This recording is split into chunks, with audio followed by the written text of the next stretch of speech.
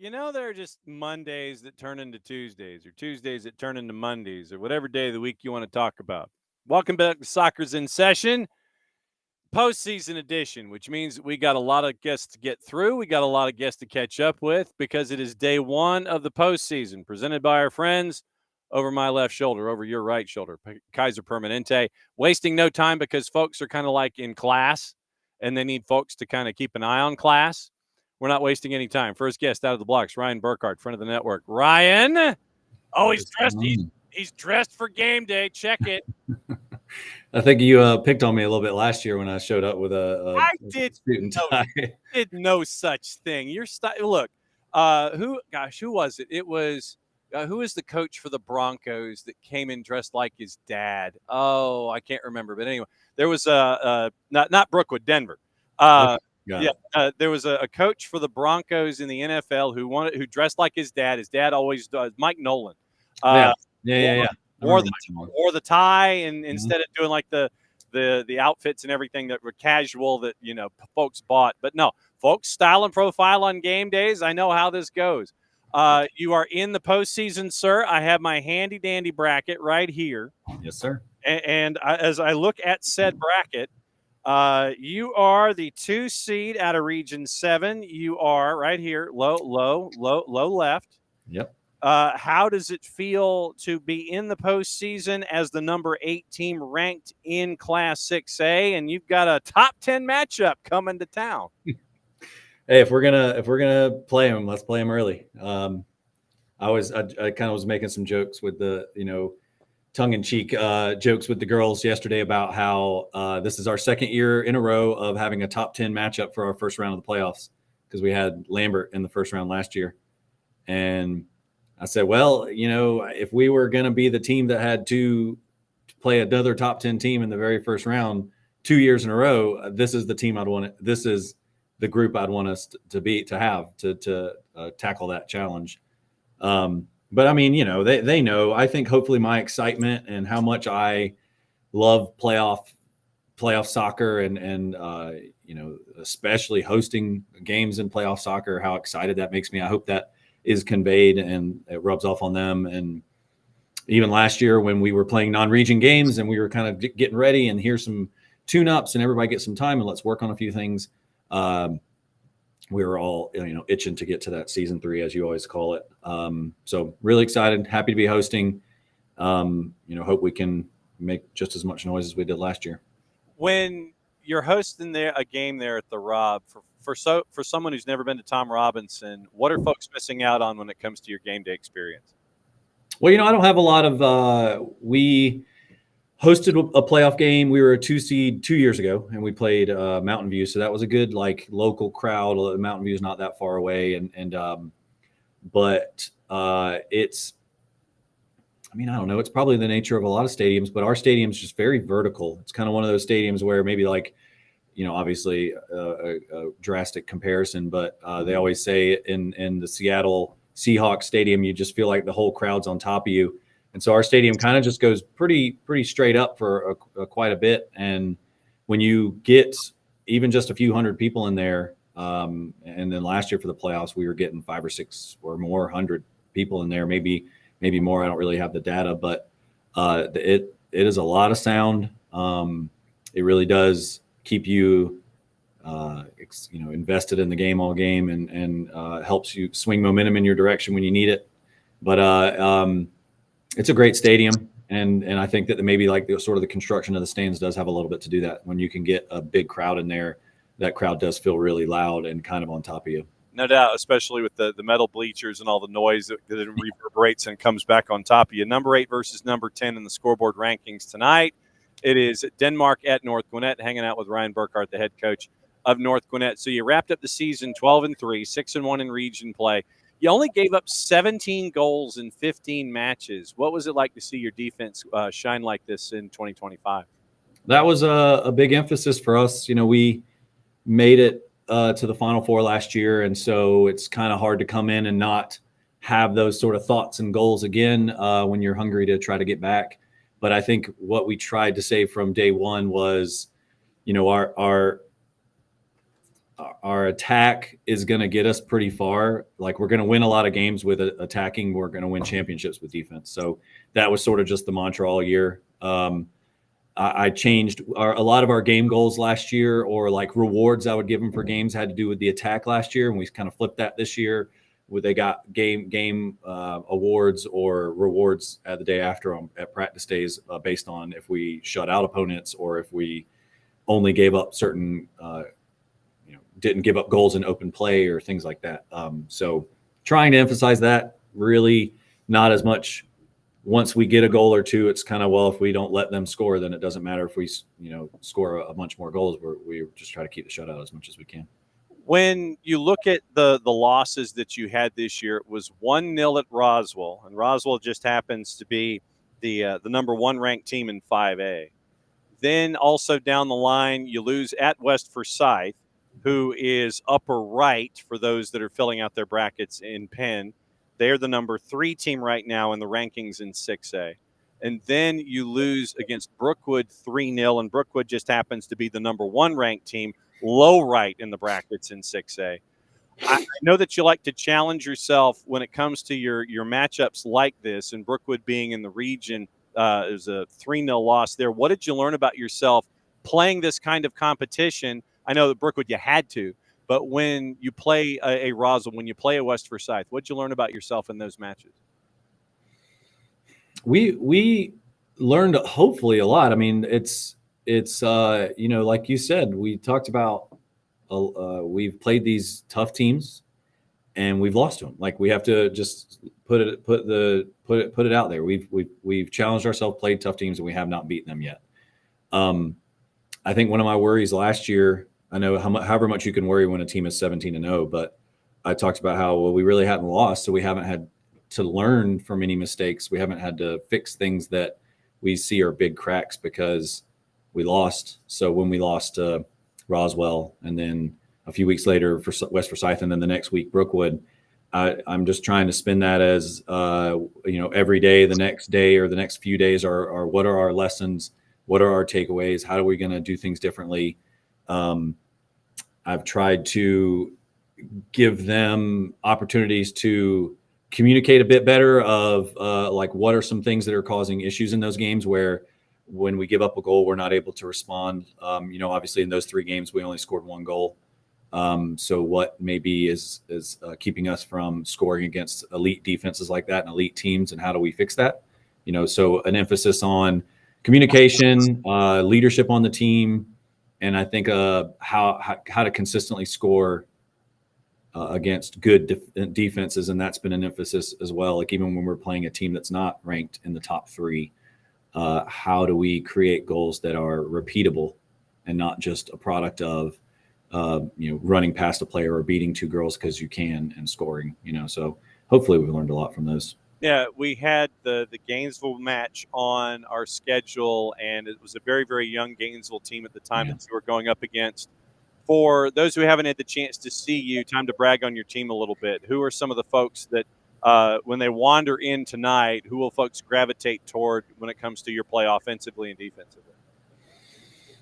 So you're gonna notice our number 11, who's our 10, our attacking mid, Wesley Icetone Haupt, who's a Pittsburgh commit, big tall blonde girl in the midfield. She's gonna work really hard on defense, trying to create turnovers. She's gonna be the catalyst for most of our attacks. In that front line, you're gonna see Isa Pozna, you probably at the 9, who is just so strong, and she's gonna control the ball and dish it out and run on the balls after that. Cameron Martin on the left or right, probably trying to sprint in behind the back line and get crosses off or get onto the end of crosses. And hopefully our center back pairing with Aubrey Pettis, Kendall Barley, and in the whole back line, Mia Serino, Ruby Manis, just we emphasize trying to stay really connected, really tight, really organized. Denmark's got some dangerous players, and we're trying to make sure that they're always within touch and distance, and never letting those girls get off the leash up top. So a lot of talented girls, sort of at all different levels, hopefully. What we do when I'm wearing a different hat during high school football season, the FOOTBALL, we have to make that kid an offer. And what we always like to do is sit there and discuss on GPB the players that are to whatever, and for whatever reason, they're either not getting looks or not getting the looks you think they should be getting. I know that you have some folks that are heading to the next level. Would anyone currently on your roster, either as a senior or even a rising senior, be falling in that category of, hey, I need coaches around the world or this planet or any other planet to look at these players to make that kid an offer, because I don't think that they're being noticed or being noticed enough? So I would probably focus on. I mean, we do have some seniors and juniors that fit into that category, John. But from what I know from a few of them, they've kind of admitted to themselves that they are probably done after their senior year and not really looking to play at the next level. Huh. The ones that I know that probably are still interested, that really I don't think have been made a lot of offers, is one of those center backs, Aubrey Pettis, who has been one of the starting center backs on her club team for a long time too. And from the day that she stepped here as a freshman, has came in second or first in minutes played every single season. Really aggressive, really good with the ball on her feet. Really good in 1v1s. I don't think that she's always at her club. She's played with I'm going to forget her name. She's the center back for West Forsyth, Marley. I'm going to completely space on her last name, but she's played with this like sort of all state type center back during her club season. So when she goes to these showcases and other places, she maybe just doesn't get the attention I think she deserves. I think our right back, Ruby Manis, is getting a lot of attention. She has kind of risen up the club ranks and is playing really good defense. And honestly, probably not at the highest level yet. I think she's getting some interest from some pretty good D2 and D3 schools, but the girl who's going to play left back for us, Mia Serino, she kind of gave up soccer for a few years. She played in 5th and 6th grade, stopped in 7th and 8th, and kind of fell back in love with it in 9th. So she's a little bit behind the 8 ball, but her 9th, 10th, she was like a sub on JV her 9th grade year, the MVP on JV her sophomore year, and then in her junior year, she's worked her way into the starting lineup on varsity. So I think that she's going to start to get a lot of attention from colleges. What's it been like to see Mia's game come back and hit that high arc on the bell curve after all that time off? Oh, I mean, she's like an amazing kid too. So it's way easier to root for her because she's so awesome and such a good person. But and she's such a good athlete. She's the starting quarterback on the flag football team.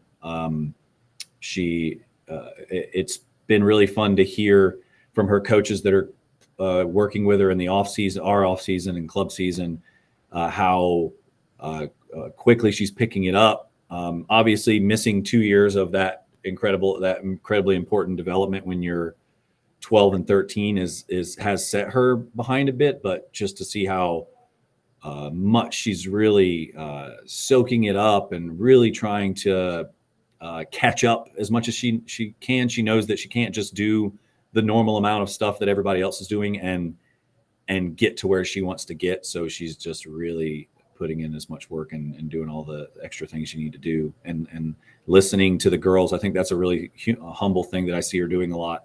She's listening to the girls that have way more experience than her and always asking, Kendall and Aubrey at the center back or this midfielder, hey, where do you want me? Where should I be? And that's not, you don't see a lot of teenage girls to ask that question. They just want to act like they think they know what they're supposed to be doing and know what they're supposed to be. But she really does want to know and get that feedback from girls that she considers ahead of her. So what are you doing between now and, say, 6 o'clock, the red out there at Tom Robinson, other than going back to class? Do you need a note from me, by the way, to get back in class? Bell rings in about 3 minutes, so eventually. But I would probably continuing. I don't ever stop watching video. We talked about how, like, I've been watching it. I have my game notes. I don't think I'm going to make any changes, but I always kind of like to I did most of my prep by the end of last week, and I kind of set it down and haven't messed with it since Thursday or Friday. So yesterday and today, about yesterday, I didn't really mess with it too much on Monday, but yesterday and today I've kind of started watching back over again and just do I agree with last week Coach Ryan's assessment? Is it different? Did I miss something? And so, just last minute little things. Thankfully, it looks like the weather is not going to be too, knock on wood here. Yep. It looks like it's going to let us play without, getting too wet. We'll get a little wet, I think, but hopefully it's a fun game. All right, red out, 7 o'clock. Tom Yes, Robinson. It is North Gwinnett and Denmark, first half of the equation. Ryan, it's always great to see you. We made it before the bell. The fourth didn't have to hang up the light board. Thanks for coming in. We'll catch up with you soon. Thanks, John. All right, that goes Ryan Burkhart. And now hopefully Ryan can maybe get some lunch or something. Who knows? Get some lunch, and he'll head to class. And so that's the first half of the equation. We are scheduled to catch up with the other half. Denmark, number 8 in the scoreboard rankings in 6A girls. 7 o'clock tonight at Tom Robinson, hosting Denmark. And Denmark right now, the third seed out of region number 6. And so we will be we are planned and plotted to catch up with Coach Barr in addition. So the layout for today is as follows. Ryan Burkhart had to bat leadoff because of the whole class thing and the bell going off in less than a minute. So plan to catch up with Jennifer Barr, the head coach at Denmark, to find out about her season, her athletes, find out about make that kid an offer there, and find out about what her thoughts are as it is number 8 versus number 10. Number 10 travels to Tom Robinson tonight with Denmark taking on North Gwinnett in the 6A bracket. Then also at the bottom of the hour, and full disclosure, I gave Coach Barr 2 times. I said you could either come in at 12:15 or 12:45, whichever would work for you. Bottom of the hour, we're going to catch up with Nathan Nadeau, and he is the head coach of both programs at Dooley County, and we'll find out what's going on in Dooley County, because right now, Dooley County, they are ranked, and if I could read my handwriting, they're top 10 on the girls' side, Class A Division II, and they are getting ready for their matchup, and that is later today against Southwest Georgia STEM, and that is going to be in Vienna. So that's going to happen. So we'll hopefully catch up with Coach Dooley at the bottom of the hour, and at some point, hopefully catch up with Coach Barr from Denmark. Also on the board, it might be a bit of an extra. Clay Livingston, the head coach at Towns County, we'll catch up with him and find out, as the number 4 team in Class A Division II, what it's looking like for him as Atlanta Classical heads up there. They are ranked number 5. They are Area 6's team number 3, and they are heading to Hiawassee, and they're going to be taking on Towns County. So if Clay can join us at 1 o'clock, then we'll probably go a little long today and get you ready for activity today in day 1 of the playoffs, and then we'll get you ready for the rest of the grid. Tonight, a little before 6:30, it's going to be Lassiter and it's going to be Johns Creek. And we'll try and catch up with the winner of this one tomorrow on tomorrow's show on the network. So pregame a little bit before 6:30, kick at 6:30. It'll be me, Maddie, and Jason there at the Frank tonight for that matchup. And like I said, we'll go over all the brackets, laying all out what's going to happen today first and foremost. And then I'll try to confuse myself by having a bunch of different pieces of paper that are all out at one time. We've had some news develop outside of the high school ranks, and it's involving Atlanta United. So Doug Robertson of the AJC is reporting that it is going to be, and this is Atlanta United news, that it's going to be some injuries on the board. It's going to cost some folks a couple of weeks. Steon Gregerson with a quad injury, he's going to be out 3 weeks. Tristan Muyemba with an adductor strain is going to be out with 3 weeks. So as they head to Orlando, no Steon Gregerson, so that probably means Noah Cobb. And with no Tristan Muyemba, that probably means it's going to be Jay Fortune. It's going to be some combination of Jay Fortune, Bart Sleesh, and Mateus Klick in the midfield for Atlanta United coming up in the matchup against the purple team on the weekend. So no Steon Gregerson out 3 weeks. No Tristan Muyemba out at least 3 weeks. Both of them out at least 3 weeks. So Steon Gregerson with a quad, Tristan Muyemba with an adductor strain. Noah Cobb's ankle injury, we'll have to monitor that when it comes to the squad in and of itself, and how it looks going down to how the back line looks going up against Orlando.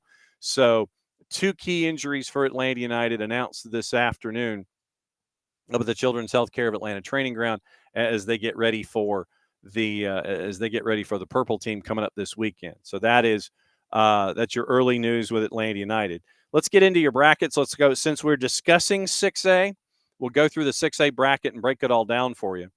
And it is today, as it is all laid out, and we'll go through the times probably on the back end of everything. So 6A girls and everything that's going on today.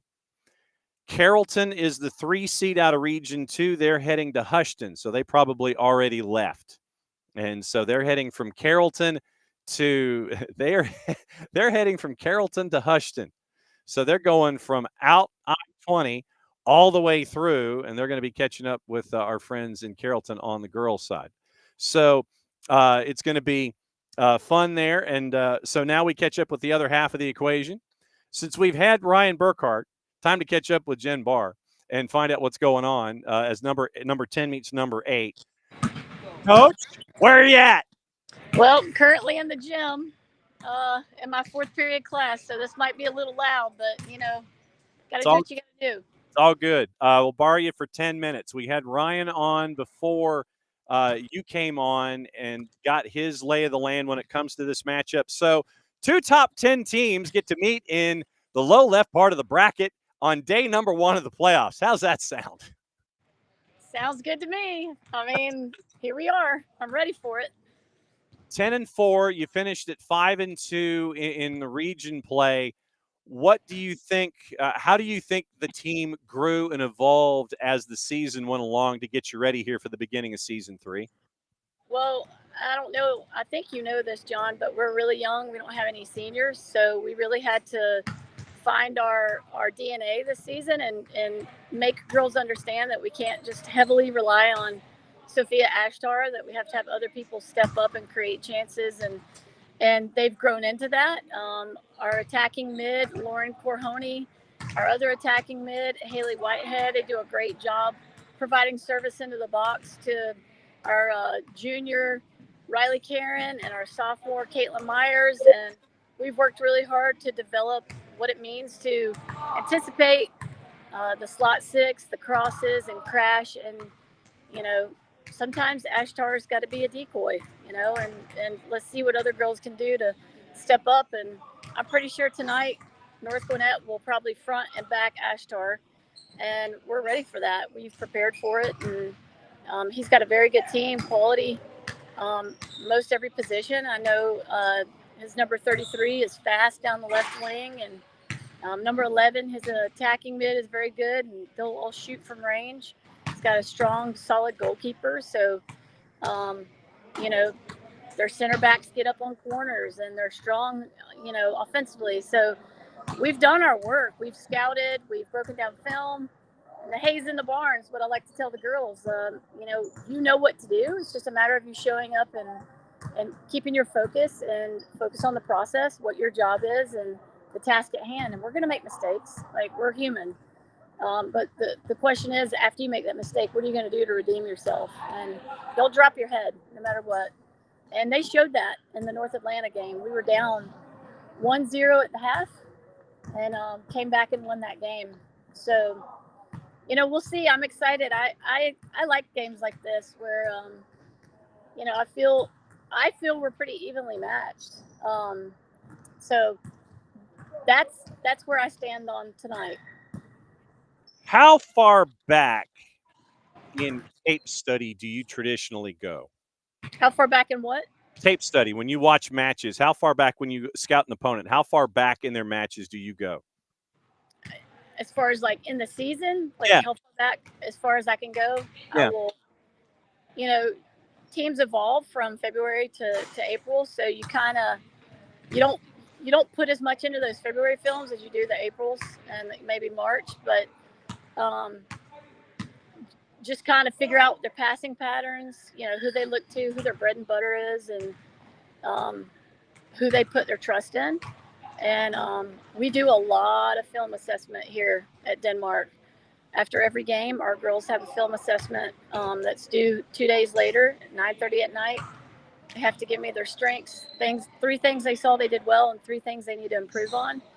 And then we talk about those things and we work on them in practice. That's how I formulate my practices. So I tell the girls all the time, I'm not being boastful. I just say we work really hard. We scout a lot, and we put a lot on our kids as far as ownership goes.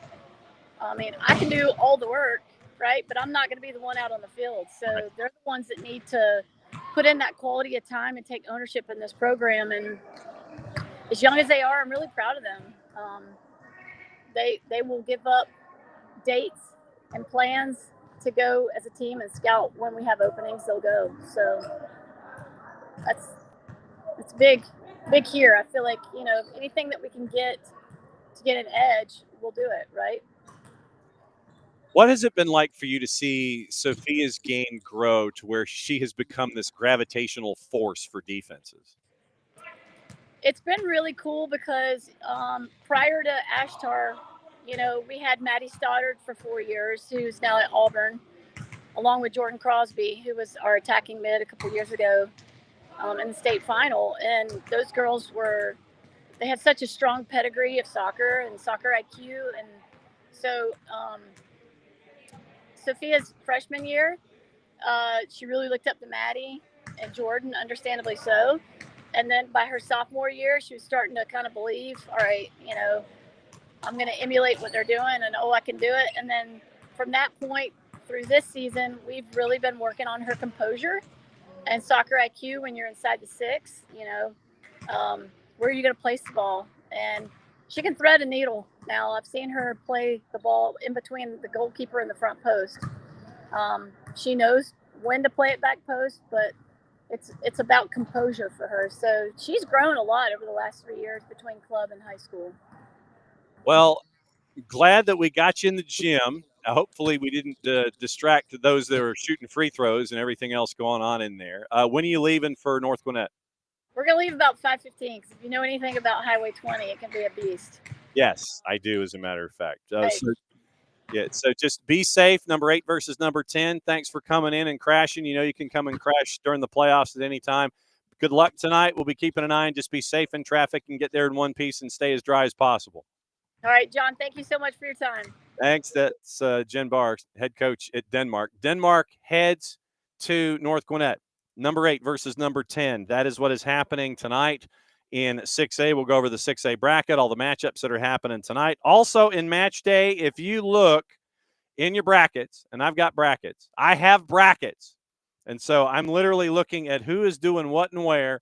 And it's going to be a really fun conversation because this is the first time that we have had Coach Nato on the show, and we get to find out what's going on in Vienna, about how things have continued to grow down there. And we welcome – my brackets are flying all over the place.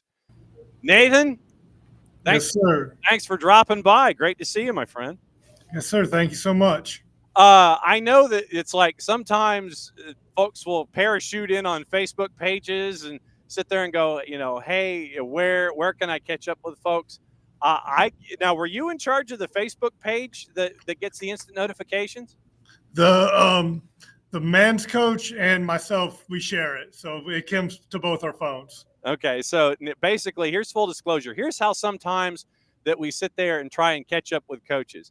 If we can't find an email address for a particular coach or can't find the school that they're attached to, literally, I went to Facebook and went to the Dooley County Soccer Facebook page where you get to kind of let everybody know what's going on. You're in a match day. And so I sent out a bolo. I'm like, I want to talk to Coach Nato in Vienna about what's going on in the growth of the program. Instantly calls me back, and we lock this down. I can't thank you guys enough for this education that we get to give everybody else here on Soccer's in Session. Thanks for responding so quickly. Yes, sir. Thank you for having me. I appreciate it. Match day for you. You're ranked number 10 right now, Class A D2 girls. Southwest Georgia STEM is coming to town. What has this season been like for you, ranked right now at number 10? It's been a really successful season for us so far. We ended up second in our region, which was good. We had to really battle through for that. Ended up with our school record for wins with 13 wins. So that was our school high for our program. Ended with a nice 7-game winning streak there in the middle to really build some momentum heading into the playoffs. So if I had told you that you'd be 13-7, that you'd have been 8-4 in region, and that you would have had all of this getting ready for a home game there in Vienna, what would you have told me at the beginning of the year? I would have taken it. I mean, we really had our sights set on winning region. I have a big group of seniors, but we are really pleased with the results. You look at who is in that region, and full disclosure, we're also tracking down Bobby Jaworski over at GMC, and we're going to try and have him on this week. 11-1 GMC, 11-5 overall. You were 8-4, 13-7. What has it been like to see the program grow to where it is right now over the last, say, couple of seasons to get to where you are right now, hosting a playoff game? Oh, it's been great. When my seniors were freshmen, we only actually won 2 games their freshman year. So to go from 2 wins their freshman year to 13 wins their senior year, I mean, and watch them grow and really lead the program has been a great joy for me. So you start out the season, and Crawford County was making some noise. They were in the top 10s at points. You go up against Central. Chatco was making some noise. You went up against a lot of teams there in that middle Georgia area up there in Bibb and Houston County and Crawford County and such. Yes, sir.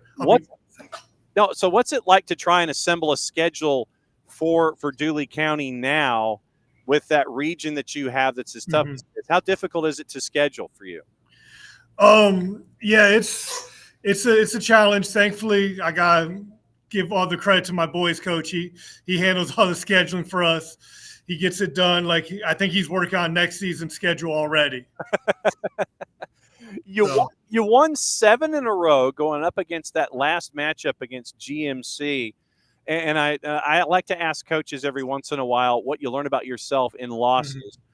What did you learn about yourself with that 7-game win streak leading to that matchup against GMC 5 days ago, and you get shut out? What did you learn about yourself in that GMC match?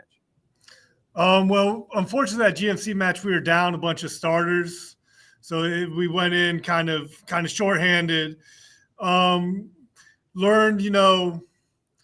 where our best side is really to attack, because we're really good up the left-hand side. That my girls showed a lot of resilience, even though we were down a bunch of stars. So I was really proud of their effort during that game. And, when you look at how things have grown in general, I want you to brag on your players a little bit here. For folks who might be wandering into the match there in Vienna tonight, who are some of the folks? Like, I'm going to sit down. I'm wandering into where you play in Vienna. I'm sitting in the stands for the first time watching you go up against Southwest Georgia STEM. Who would I be naturally gravitating toward in your lineup and go, oh, okay, I know who to watch now when it comes to if things are successful for you? Who am I gravitating toward? So if we're playing well, if we're being successful, the ball's running through my left mid, number 23, Sophia Gracia. She's only a sophomore, but she's been our main ball carrier. She's been our leading assist person this year, third high in goal scorer, and she's feeding the ball most likely to our senior striker, Eunice Reyes, who led the region in goals. Last time I checked, she was first in one double A in goals as well. Scored her 100th career goal this year. So that left-hand side is our main power, and also our left back, number 12. Actually, number 4. She changed her number this year. Number 4, Kelly Reyes. That left-hand side is where we're really driving the ball. If we're being successful, it's coming through the left usually. Nathan Nadeau, head coach on the girls' side at Dooley County, getting ready for their matchup. Number 10 in the scoreboard rankings in Class A Division II, Southwest Georgia STEM coming to town tonight. When it comes to seeing just the support grow, what is the support like there for the program on both the boys and the girls' side from what you've been able to glean? I know where your focus is, but how is this support system, and what has the support been like down there at Dooley for the program? We're growing. Like I said, the support is growing. We got a good community of people that like to come in and watch, cheer us on. We got a new AD this year. He's been really supportive of us. So we're trying. We're a small program, but we got big dreams. We're trying to grow it. All right. So then lay them on me. What are those next steps, and what are those dreams that you're trying to accomplish down there at Dooley County? We're always looking to grow, the program, grow, both boys and girls on the side. Working hard to just improve, getting new stuff in. Like we got practice shirts from this year. We were really happy about that. Just, we like to try to run like a professional college type program out of high school, and we're working hard. We lift all year round and just keep work our conditioning and stuff like that. I was gonna, how important are you a coach that believes in? I want you to play multiple sports. I want you to have the weight training all year long. How much of a change was it for you when you stepped in there to be the head coach of the program? Yeah, I encourage, if my girls want to play multiple sports, we find that's beneficial, but we offer weight training and conditioning all year round, trying to keep them active, keep them engaged. Hopefully next year we're starting up a cross country program at the school, so that'll be good.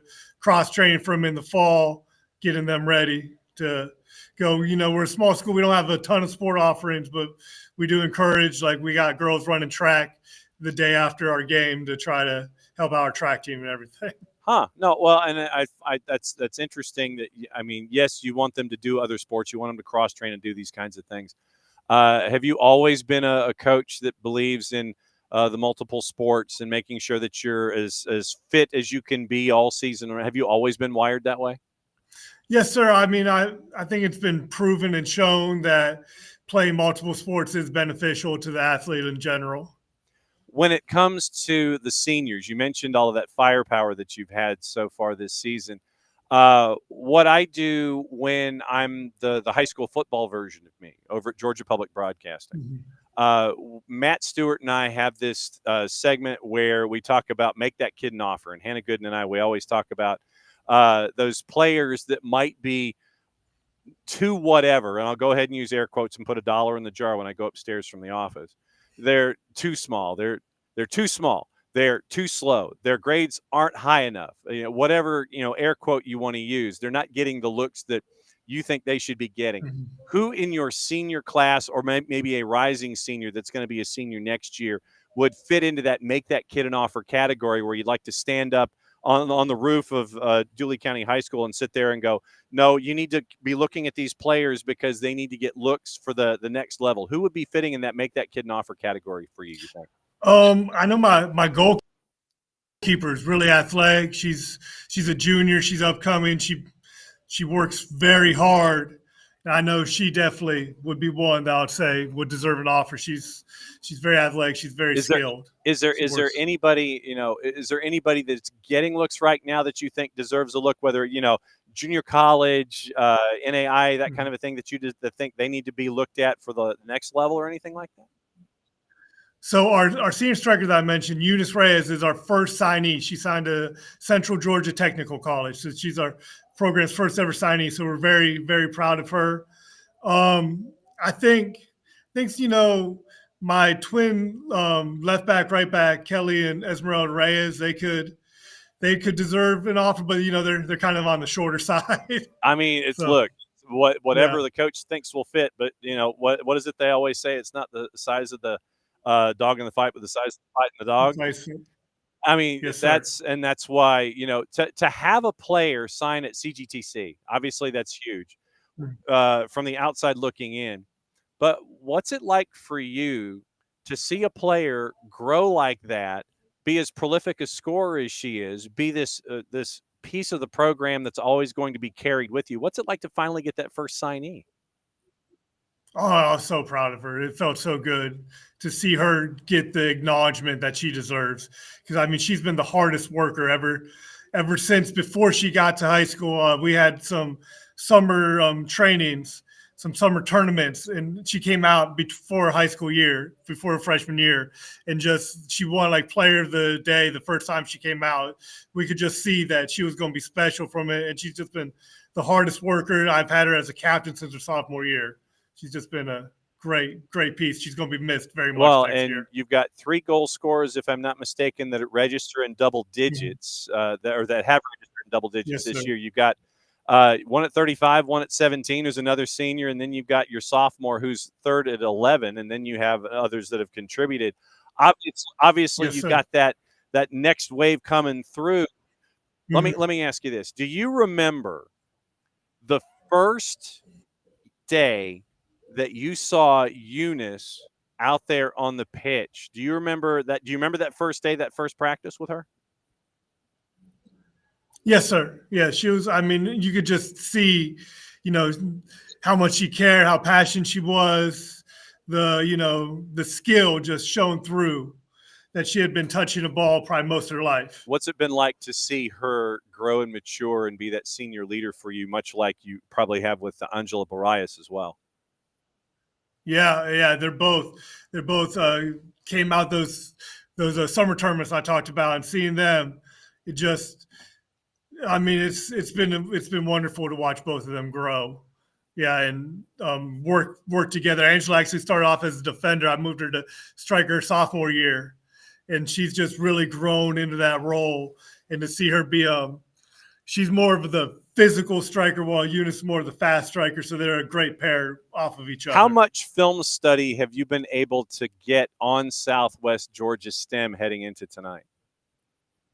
Unfortunately, I haven't had any film on them, so it's kind of a dark moment. But we're prepared as best we could. So then, okay, so if you don't have, if you don't have film or you don't have time to do it because of everything else going on there on campus, how do you prepare for someone that you haven't seen? Is it phone calls? Is it Reddit? I mean, are you calling folks in the region sitting there going, do you have contacts down there in that particular part of the state that you can dial up and go, hey, I saw you played them. What was it like? How are you hitting the phones? How are you? Yeah, you try to talk to coaches, and get some information about them. Yes, sir. Try to get a little scouting report. All right. Here and So there. what is the scouting report? What have you been able to glean about them coming to town? I know they've had some, a close matchup with a school that we did really well against. So we're hopeful that we're going to get in there, play our style, and have good success. So then what is your style of play when things are humming well? I know that you want to work up the left-hand side, but yeah, we like working on the outside in. We're the best going outside wide, then coming in. So all right, so I'm looking at their region play. I see lost both 2 losses to Chatco. It was 2 losses to Crawford County, and then a lot of activity. They went to Montezuma. They had Montezuma come to town for a match. Played Baconton Charter, but it looks like I think the commonality would be where Crawford County and Chatco. Crawford County and Chatco. Okay, so all right, so that's how it's looking for this particular matchup. As 7-5 comes to town, 7-5-1, 4-4 in their region. In Area 3 comes to town against Dooley County tonight. Coach, before you go, what's it like to see the boys program continue to grow at the same time? Because I know that that you're there involved with both programs and kind of watching what's going on the boys side. What's it like to see the boys side grow too? Oh, the boys, yeah, they're just amazing. The amount of work they put in and how dedicated they are. It's just it's so awesome to see them come to fruition for what they really work and striving for. Big hope. Southwest Georgia's coming from Shellman tonight to come and see what's going on with Dooley County and Vienna. What time is kick and where is it? 5:30 in Vienna, Georgia. There you the Grove. Love it. See, you mentioned the Grove, and it hits for me. Coach, fantastic. Thanks for dropping by. Don't be a stranger. Good luck tonight in this playoff matchup as number 10 host Southwest Georgia STEM. Thanks for dropping by here on your noon. Go get some lunch and go get ready for the match. All right. Thank you very much. Good to be here. Thank you. That's Coach Nathan Nadeau, the head coach at Dooley County. Dooley County Class A Division II, for those of you that are filling out your brackets. Here we go. Filling out your brackets. So it is right now upper right in your brackets in Class A Division II. And what I had to do this time of year is I had to fill the brackets out, and I use cardstock because if I use normal paper, you know how normal paper gets, especially if it gets wet, then it just instantly folds and the ink goes everywhere. I go with cardstock. And so cardstock, it's nice and thick, and then that way I can sit here and bounce off of everything. But no, it's great to catch up with Coach and find out what's going on there as they're getting ready for their matchup tonight as Shellman. Southwest Georgia STEM comes from Shellman to take on Dooley County there in Vienna. at the Grove tonight, and it is Dooley County taking on Southwest Georgia STEM. Okay, what we'll do is we'll go over the matchups tonight, and we will go through who's playing what, where, and when.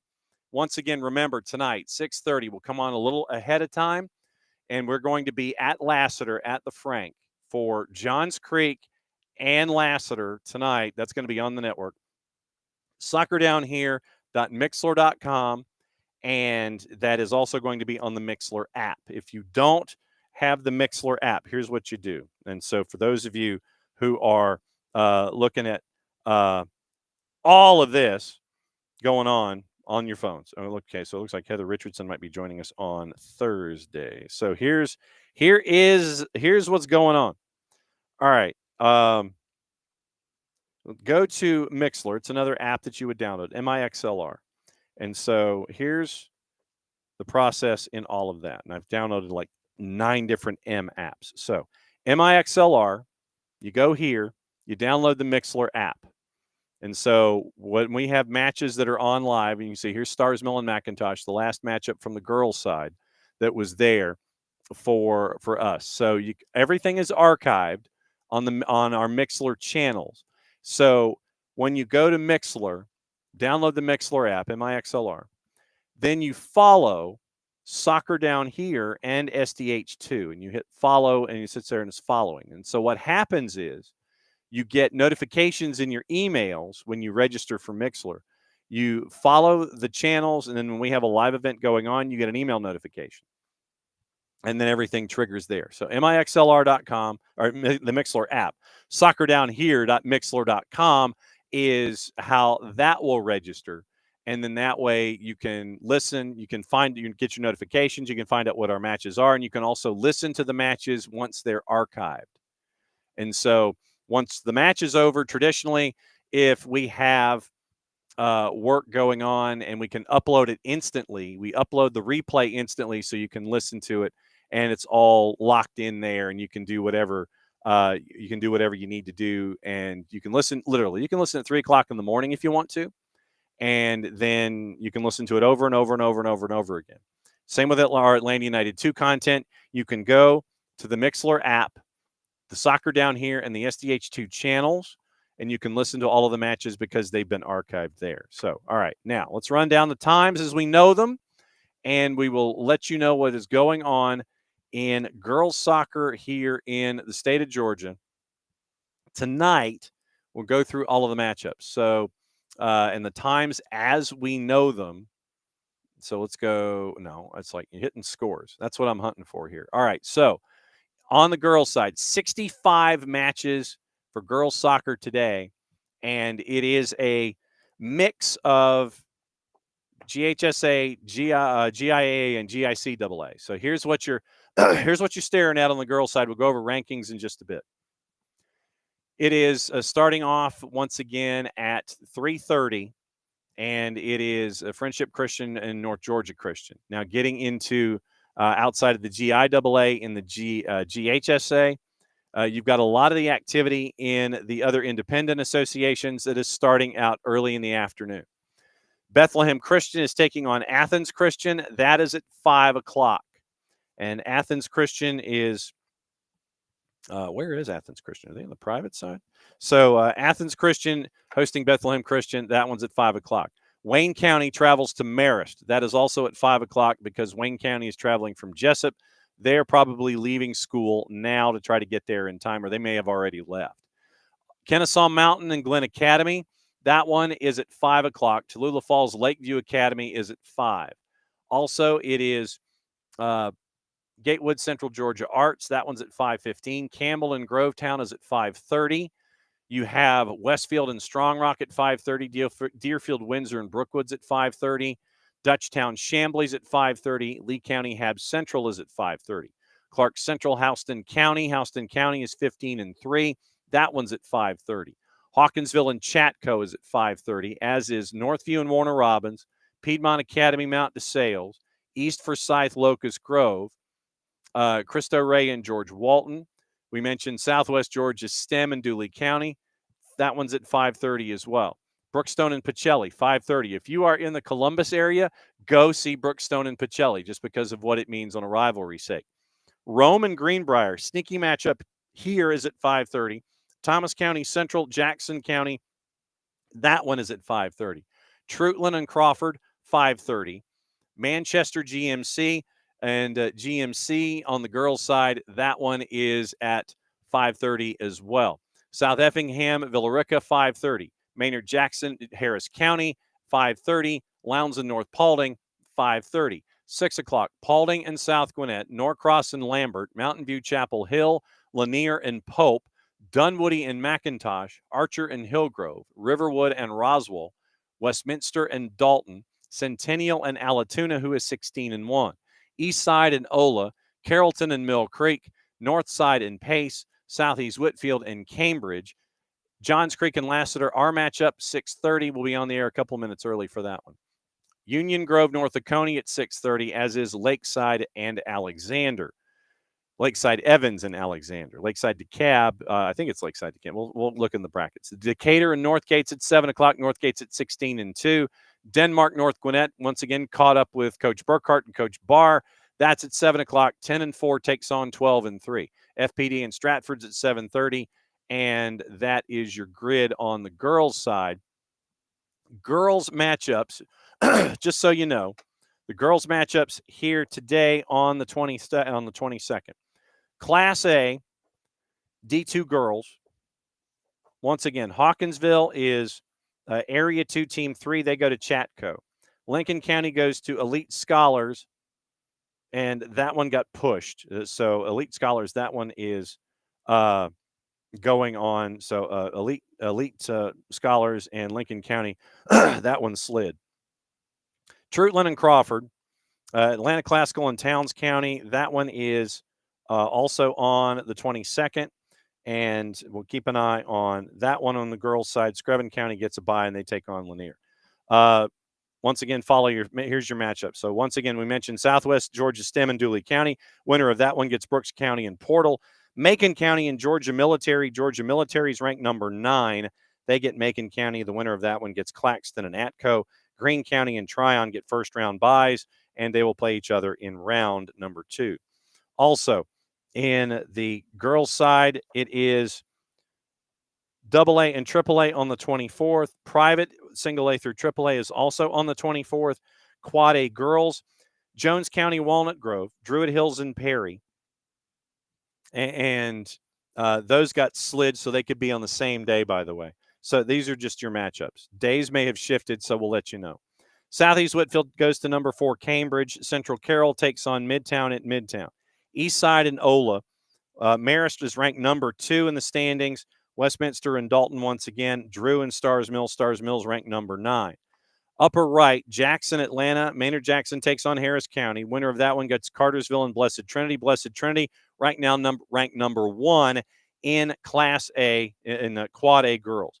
Ware County takes on St. Pius. St. Pius is number 6 ranked, and the winner of that one gets East Forsyth and Locust Grove. Also, low right in Quad A, Northside Columbus is number 7. They take on Pace Academy. Northside Columbus is number 10. They take on Pace Academy at number 7. Centennial's hosting Allatoona. No, Centennial goes to Allatoona. Allatoona is ranked number 5. Northview goes to Warner Robins. Union Grove goes to North Oconee. North Oconee ranked number 3 in Quad A. 5A matchups, Thomas County, Central Jackson County, Rome and Greenbrier. Johns Creek and Lassiter, number 7, travels to number 3.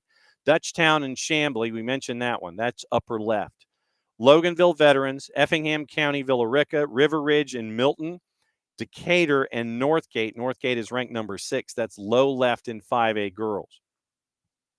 Dunwoody and McIntosh on the girls' side. That one is with number 4, McIntosh. If that one goes, then McIntosh gets Pope in round number 2. Pope is ranked number 2 in the scoreboard rankings. Lakeside Evans and Alexander. See, it was Lakeside Evans, as I thought. Alexander ranked number 9. Winner of that one gets Clark Central and Houston County. Lakeside DeKalb's girls, they go and they will play Newton. Lakeside DeKalb ranked number 5 in the polls in 5A, according to our friends at Scoreboard.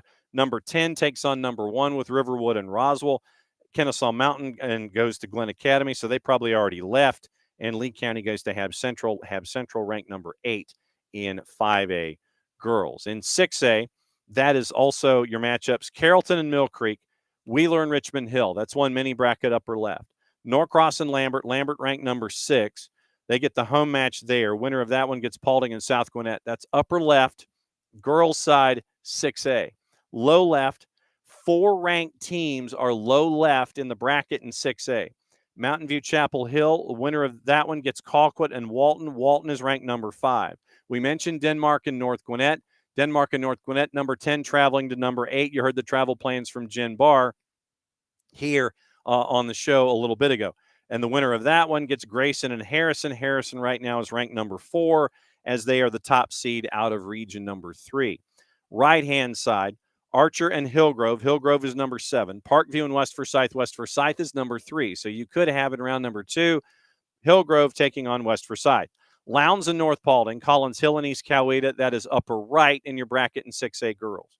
Campbell ranked number 9. They go and they take on Grovetown, and that's a road game for them. Winner of that one gets Forsyth Central and Brookwood. Brookwood ranked number 1. Cherokee and Camden County, Westlake and Buford. Buford number 2. So you could have a quarterfinal matchup. That involves Brookwood and Buford in a coin flip. Brookwood and Buford in a coin flip in 6A girls. So you could have that just to get out of that low right bracket. Low left bracket, number 5. Number 10 plays number 8 today, and the winner of that one gets number 4. So 4 ranked teams low left on the girls' side in the scoreboard rankings, and you could have a quarterfinal to get out of the low right bracket on the girls' side of Brookwood and Buford, number 1 and number 2. So that is the girls. Looking at the boys, once again, Class A Division II, and that would be Lincoln County and Atlanta Classical. That one is tomorrow. Class A Division I boys, that one is on the 25th. That is Friday for opening round there. Class A boys also on Friday. Class AAA boys Friday. Private boys, single A through AAA, that one is on Friday. For Class Quad A boys, that is tomorrow. And then it is, once again, 23rd and the 25th, unless there is a schedule change for having teams that might be the same schools and getting paired and things like that.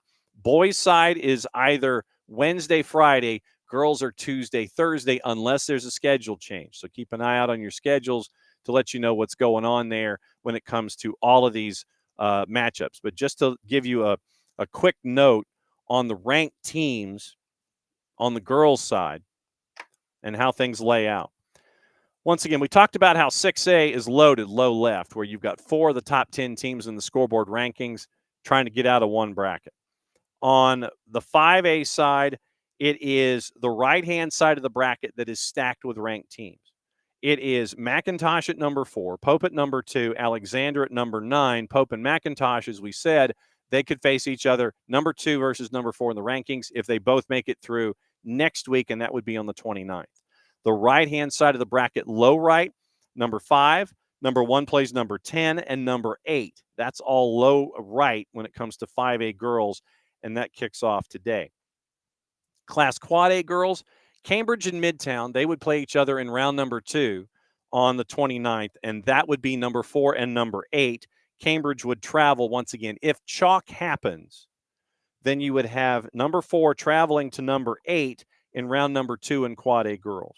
Then, low left, number 2 Marist, number 9 Stars Mill. We've seen Stars Mill. We've seen Dalton's girls. We've seen Marist's girls. We've seen Eastside's girls. We've seen 4 of the teams in that low left bracket in Quad A on the girls' side. Only 2 of them ranked. It is Marist at number 2. They would host all the way through if everything followed. And then it's Stars Mill, your region champ out of Region 3. They're number 9 in the Quad A girls rankings, number 2, number 9. So number 4, number 8, upper left, Cambridge and Midtown, if everything fell into place, if you went with chalk and you went with the favorites. Number 4, number 8 would play in round number 2, upper left. Marist and Stars Mill, if you're looking specifically at just ranked teams, they would play in the quarterfinal to get out of the low left bracket. Right-hand side, once again, Blessed Trinity ranked number 1, St. Pius ranked number 6. They're they're upper right, and they wouldn't play each other until the quarterfinal to get out of that bracket upper right. The business end of that quad A bracket is low right. Northside Columbus at number 10. Pace Academy at number 7, playing each other in the first round. Winner of that one could get Alatoona at Region 7's team number 1, ranked number 5. So literally you have 3 of the top 10 teams from 5 to 10 that would be playing each other in the first 3, the matches in that mini bracket. 7 plays 10 today. The winner would get number 5 if Alatoona beats Centennial, the number 4 team out of Region 6. Then you would have North Oconee waiting as the number 3 team, and they would be low right if Northview and Warner Robins, winner of that one, comes through. North Oconee beats Union Grove. North Oconee would be waiting for the survivor of number 5, number 7, and number 10. That's quad A. Private, that is on, so if today is Tuesday, it's Thursday. Triple A is Thursday. Double A is Thursday to start. Class A Division II, once again, it was great to catch up with our friends down at Dooley County and catch up with Coach Nato. And Coach Nato is a teacher at the K-8 school there in Dooley County. So Class A Division II girls, we'll go through the rankings, and then Class A Division I girls, that one is kicking off on Thursday. Pun unintentional at the time. So Irwin County is ranked number 7. Because they are Area 1, Team 1, they get a first-round bye, and they would proceed on through. They get to play Bryan County on the 29th. That's that particular matchup. Number 8, Elite Scholars, takes on Lincoln County. Once again, that one got shifted, and so that one is going to be tomorrow. So also on the board, the girls play tomorrow. So Trutland and Crawford County, and that one is 2, 4, and 4 Area 1. Atlanta Classical and Towns County, 2 ranked teams, number 4, number 5, playing each other in their first matchup. And that one, once again, that one's going to be up in Hiawassee. So you have the number 2 ranked team in Screven County basically lying in wait, low left part of the bracket. They get to take on Lanier County, Area 1's team number 4, next week. So if Screven County, ranked number 2 out in Sylvania, if they advance, then they would take on the winner of the 4, the 5, Trutland and Crawford, and that would be on May the 5th to get out of that particular bracket in the quarterfinal round and get into the semifinal round that is lined up there as well. So that would be the left-hand side of the bracket as it is all laid in place for you. And so we'll see what happens on the left-hand side in Class A Division II. Now, right-hand side of Class A Division II, once again, Mount Zion Carroll goes to Lake Oconee, and this is round number 2. This happens on the 29th. This is out of round number 1. Mount Zion Carroll got a bye, Area 6, Team 4. They got a bye, Lake Oconee Academy, Area 5, Team 1. They got a bye. And then it is Lake Oconee Academy lying in wait to take on Mount Zion Carroll on the 29th. Dooley County, we mentioned, ranked number 10. Portal is ranked number 6. And so that is where that one is laid out. So Dooley County at number 10 takes on Southwest Georgia STEM. Winner of that one takes on winner of Brooks County and Portal. Portal right now ranked number 6. Brooks County Area 1's team number 3. So you have 3 of the teams in the top 10 in Class A Division II girls that are upper right-hand side of the bracket. Number 3, number 10, number 6. Number 3 is waiting to see who comes through with the number 10 and the number 6 matchup upper right when it comes to 6A. Then Georgia Military's girls, GMC Prep, take on Macon County at number 9 ranking in the top 10. Claxton and Atco. Atco is the team that you've got to keep an eye on. Class A D2 girls. But Tryon, the number 1 ranked team, doesn't play until next week. So Tryon gets to watch what's happening in the low right section of the bracket. And then they get to wait to see the survivor if they beat Greene County on May the 5th in the quarterfinal round. Macon County, GMC at number 9, Claxton and Atco. So that's your layout for Class A Division II girls for today. So 65 matchups. GHSA, GIAA, GICAA. And that is the rundown of all of those matchups today. Once again, tomorrow is where we will be back once again at noon, and we'll lay it all out for you. Every single day that we can, we're going to lay it all out for you, and we will let you know what's going on here as the playoffs kick off in earnest today. 6:25-ish is when we will pop back in, and we will let you know what's going on at soccerdownhere.mixler.com. On the boys' side, it is a combination, once again, GIAA, GICAA, and GHSA. It is Lowndes and Marietta at 5 o'clock. You have matchups at 4:30 and 5:30 and 5 o'clock as well. You have 6:30. Riverside Military is playing at 7 o'clock with a record of 9-4. Elite Scholars and Towns, that one is at 7 o'clock in Hiawassee. At least that's how it's printed at Max Preps. Towns County is 16-2. Elite Scholars comes in with a matchup with a record of 7-4. Tallulah Falls at 14-1, taking on Lakeview Academy, who's at 2-7. Athens Christian once again at 7-8. Gatewood taking on Central Georgia Arts. Westminster Christian, Westminster Augusta, they play at 7:30. Piedmont Mount DeSales at 7:30. John Millage Tatnall Square at 7:30. Monsignor Donovan and Augusta Prep Day at 7:30. Fidelis Christian Kings Academy at 8. Claiborne County and White Plains in the Alabama in the AHSAA playoffs is at 8:30 Eastern Time. And Georgia and Cumberland Academy and Collegedale Academy, that is waiting for a start time as well. So that's your rundown of everything going on today. It's a very busy day. So what we will try and do is catch up with Clay Livingston and find out what's going on in Clay's world and find out what's going on here. All right. So Boffin back with us. And for those that may not know, we have a morning show that runs from 9:05 Eastern until 11:05 or 11 whenever. And so since today is day one of the postseason, it is an opportunity to let everybody else know what's going on around the planet. So Sports Boffin is watching from England. And Boffin watched this morning on the morning show, and we dropped some teams from the EFL Championship. And it was a chance for us to mention what's going on, promotion, relegation, and all that kind of stuff. So Boffin's back in. How are high school sport programs funded over in the U.S., city, county, or state? It is done through budgets that are internal, whether it is done, if it's a city school, it's done through the city.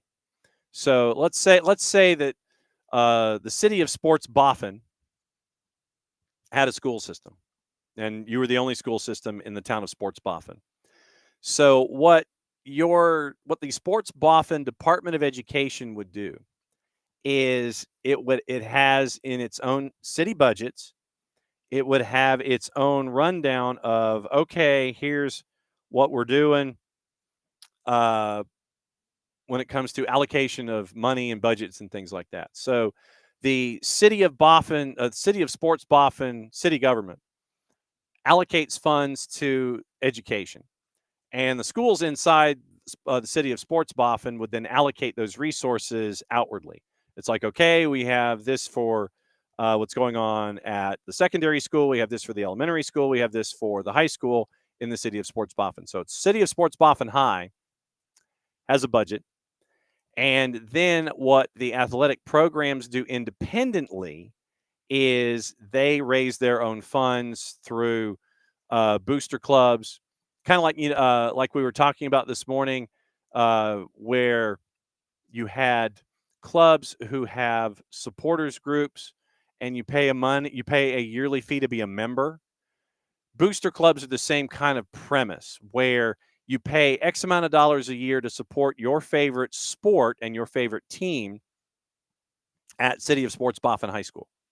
So if you were a big soccer person and you wanted to donate money to the booster club for helping to boost funds and boosting the level of athletics in a particular sport, or just the athletic department in general at City of Sports Boffin High, that's how you would do it. So that's it. Literally is appropriation from City of Sports Boffin government to the school. School then allocates resources outbound from there, and whether it's books or classrooms, infrastructure, what have you, or athletics. And then in addition to that, the City of Sports Boffin probably has booster clubs attached to each individual sport, and they raise funds independently. And you can also go to certain apparel websites, and you get a kickback for the amount of money that you would spend in that particular website with that particular school. So the school would get a kickback, and it's like, okay, so I bought a $45 sweatshirt that says City of Sports Boffin Athletic Department or City of Sports Boffin Soccer. Then the school or the athletic program would get a couple dollars for every shirt that they would sell when it comes to City of Sports Boffin athletics. So did that make any sense? I hope it did, because of what you're looking at every single day and trying to make ends meet. You'll do raffles, you'll do a bunch of different things, trying to figure out what's up with all of that behavior. So that's kind of how we lay it all out there. So it's appropriations through budgets, and then at the same time, you have booster clubs and things like that to work your way forward. So it comes at you from a bunch of different directions, and it's ways to go about trying to make ends meet. So that's kind of how it's done. We will catch up with Clay Livingston at Towns and find out what's going on with Clay and all of that. We will catch up with him and find out after wins and things like that how it rolls. And we'll be back at it again tomorrow. Like I said, Sports Boffin, I hope that helped. I was trying to explain it the best way that I could in the purview that we have. So tomorrow we'll be back at it once again. Tonight we've got the matchup with Johns Creek and Lassiter. Tomorrow we'll be back at it again, 9:05 with the morning show, noon with Soccer's in session. And it looks like tomorrow it's going to be Will Homskis from Lincoln County. It is going to be Bobby Jaworski from GMC Prep. And it's going to be Nathan Dooley from Perry. 12, 12:15, 12:30, and we'll go over brackets and results and things like that, and we'll get you all wound up. And like I said, we may have another matchup tomorrow when it comes to our postseason. We'll keep you posted. But today, Johns Creek at Lassiter, 6:25 on air, 6:30 kick, and we'll have all of the details there for you as well when it comes to that matchup. But the playoffs begin, everybody. Fill out your brackets or just fill them out as you go. It is 16 pieces of paper to determine the champions here in the state of Georgia, and we'll be talking about it as many days as possible. Might be 4 days a week, Tuesday, Wednesday, Thursday, Friday. Depends on what's happening. What's the 29th? 29th is, well, we probably are going to be talking about it every day. So if we're on for a half hour, we're on for a half hour. If we're on for an hour, we're on for an hour. But playoffs are underway. We got to talk about them a lot. We're going to be talking about them all this week. So just let me know what's on your mind. Back at it again for the morning show where we discuss things. Tyler Pilgrim, Scarves and Spikes at 9:15. Dylan Butler, MLS Soccer at 10 o'clock. Mike Gramajo from WESH TV West 2 in Orlando to talk about the Purple Team. That's at 10:30. Back here at noon where we talk Lincoln County, GMC Prep, and Perry all in one place. And we'll go over brackets and stuff from last night as well. So a busy day. Business is picking up. Sprint to the postseason begins officially today when it comes to Georgia high school soccer. So for everybody here at SDH, thanks for dropping by for Soccer's in Session presented by our friends at Kaiser Permanente. We'll see you at 6:25 on the network tonight, soccerdownhere.mixler.com and soccerdownhere.net. So it's the end of the show. Mucho platiel, play it safe. That means we get to do this. Back at it again tomorrow. Well, tonight, 6:25. Then the morning show at 9:05 tomorrow. Then the noon show, Soccer's in Session. Bye.